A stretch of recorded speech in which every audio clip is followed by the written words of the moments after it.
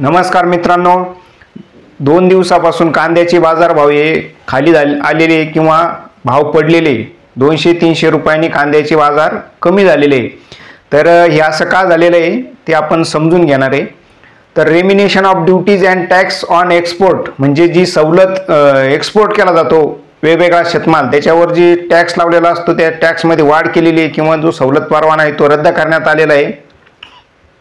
हा एक प्रकारचा टॅक्स आहे। तर हा टॅक्स 2% असतो आणि त्याच्यात ती सवलत दिली जाते ती रद्द केल्यामुळं भारतामध्ये कांद्याची जी निर्यात आहे ती ठप्प होणार आहे किंवा कमी होणार आहे।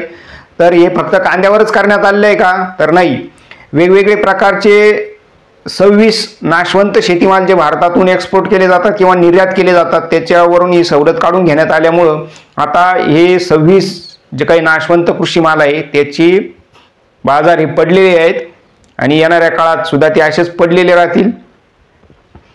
आणि बाहेरचे जे देश आहे पाकिस्तान, अफगाणिस्तान, इजिप्त वगैरे, इराण, तुर्कस्तान हे आता या गोष्टीचा फायदा घेणार आहे आणि मोठ्या प्रमाणात कांद्याची एक्सपोर्ट जागतिक बाजारात करतील आणि त्याचा फायदा जो भारताने टॅक्स लावलेला आहे इथल्या एक्सपोर्टवर त्याचा फायदा आता बाहेरचे जे इस्लामिक कंट्री आहे ते घेतील आणि तिथल्या शेतकऱ्यांचा फायदा होईल। आणि इथं आपल्या भारतातल्या शेतकऱ्यांवर आता आपला माल मातीमोल विकण्याची वेळ आलेली आहे।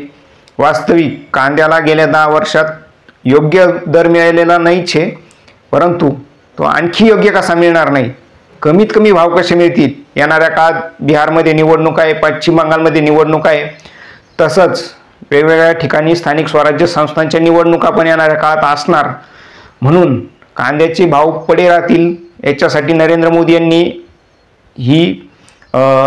हे कृत्य केलेलं आहे किंवा ही कृती केलेली आहे। मास्टर स्ट्रोक म्हणता येईल याला। हिंदुत्ववादी शेतकऱ्यांचं याच्यासाठी मी अभिनंदन करतो आणि येणाऱ्या काळात पण असेच भाव जर पडत राहिले किंवा स्थिर राहिले किंवा भाव वाढलेच नाही तर त्याच्यासाठी पण त्यांना शुभेच्छा। कांद्याचे किंवा इतर नाशवंत 26 शेतमालांचे भाव हे कमी राहण्यासाठी नरेंद्र मोदी यांनी जो मास्टर स्ट्रोक मारलेला आहे, मास्टर स्ट्रोक म्हणतात त्यांचे अंधभक्त त्यांना, त्यांच्यासाठी त्यांना पुन्हा पुन्हा शुभेच्छा। आता कमी भावात तुम्ही माल विकण्यासाठी तयार राहा। धन्यवाद। चॅनलला लाईक करा, शेअर करा आणि सबस्क्राईब करा।